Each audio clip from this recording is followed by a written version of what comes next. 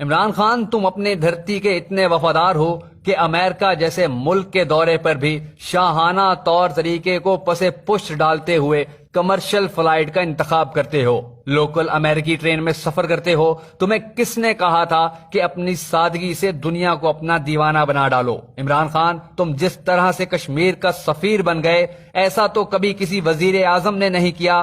خان، تم نے دنیا کو کشمیر کے حالات سے آگاہ کیا، مگر تم نہیں جانتے اس قوم نے تو یہ سب نہیں دیکھا۔ یہ تو ڈرامے بازیوں کی عادی قوم ہے، مخلص لوگوں کو پہچاننا نہیں آتا اس قوم کو۔ خان، تم بھولے بھالے تھے، کس نے تمہیں مشورہ دیا تھا کہ خیبر پختونخوا میں نجی سود پر پابندی لگاؤ؟ یہ کام تو مفتی محمود نہ کر سکا، اسلام کے نام نہاد ٹھیکیدار نہ کر سکے۔ تم ایک کلین شیو آکسفرڈ کے پڑھے یورپین ماحول میں پلے شخص تھے، تمہارا یہ کام نہیں تھا۔ خان، تم کتنے بھولے تھے، ہر تقریر میں یورپین کلچر کو کوستے رہے، نوجوانوں کو تلقین کرتے رہے کہ یورپ میں نے دیکھا ہے وہاں کچھ بھی نہیں، پاکستان تمہارا ٹھکانہ ہے، یہاں آ کر مافیاز کے خلاف لڑو اور پاکستان کو بچاؤ۔ خان، تم بڑے پینڈو تھے، تم کو معلوم ہی نہیں تھا کہ جس نے بھی اللہ اور اللہ کے رسول کی بات کی اس کا انجام بھیانک ہوا۔ تم نے کیوں خیبر پختونخوا میں 12ویں جماعت تک ناظرہ قرآن لازمی کروایا،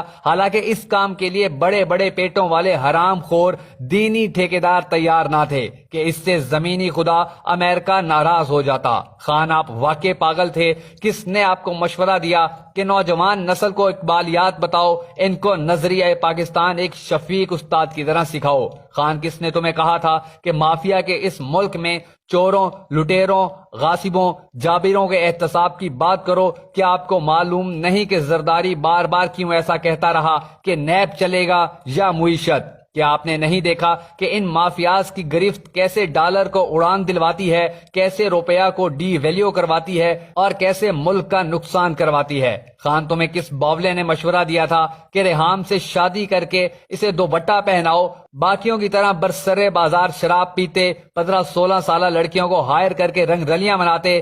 کس جاہل نے تمہیں نکاح کا کہا تھا؟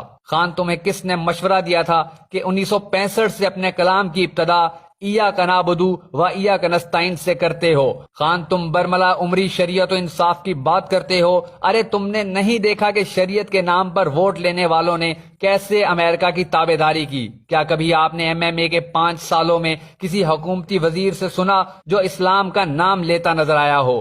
خان، تم نے کبھی کسی سے اگر مشورہ لیا ہوتا تو تمہیں بتایا جاتا کہ پاکستان میں اسلام کا نام لینا صرف الیکشن کے دنوں میں ہوتا ہے، پارلیمنٹ کے اندر اور حکومت میں حاکمیت اعلیٰ زمینی خداؤں کے پاس ہوتی ہے۔ خان، تم کتنے بھولے ہو، تم نے ہمیشہ کہا عام لوگوں کو لے کر آؤں گا، نئے چہرے ہوں گے، مگر مجبور کر دیا گیا تمہیں کہ اس منڈی سے موروثی مال لینا ہوگا۔ اب بھی تم کتنے بھولے ہو، بیوروکریسی تمہیں ناکام کرنے کی سر توڑ کوشش میں ہے، جو تمہارے ساتھ ہیں وہ بھی تمہارے ساتھ نہیں۔ کیا کیا داستان لکھوں تمہارے بھولے پن کی، بس تم بہت ہی بھولے بھالے ہو۔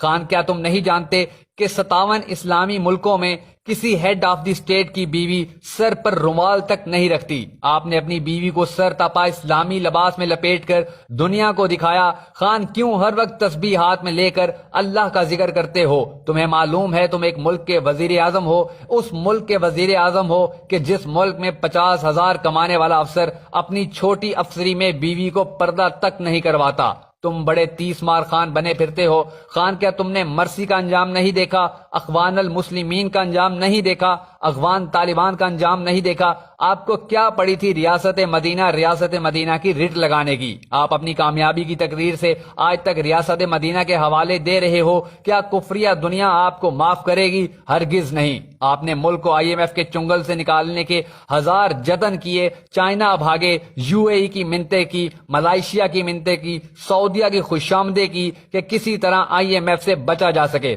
مگر افسوس کہ تم مجبور ہوئے۔ خان، تم پاگل تھے، تم ڈائریکٹ امریکہ کا دورہ کرتے اور IMF سے نقد قرض لے کر خود بھی کھاتے اور اپنے ساتھ دوسروں کو بھی کھلاتے۔ خان، آپ بھولے بادشاہ تھے، غم خوار قدردان تھے، سادہ دل اور صاف گو تھے۔ آپ کے چہرے پر داڑھی نہیں، لیکن واللہ آپ اللہ کے کتنے قریب ہیں اللہ ہی بہتر جانتا ہے۔ خان، آپ نے جس جرم کا ارتکاب کیا ہے اس کی سزا سے آپ نہیں بچ سکتے۔ آپ نے کیوں اندھوں کے شہر میں آئینے بیچے؟ ناظرین، مزید ویڈیوز کے لیے ہمارے چینل کو سبسکرائب کرنا مت بھولیے گا۔ اللہ نگہبان۔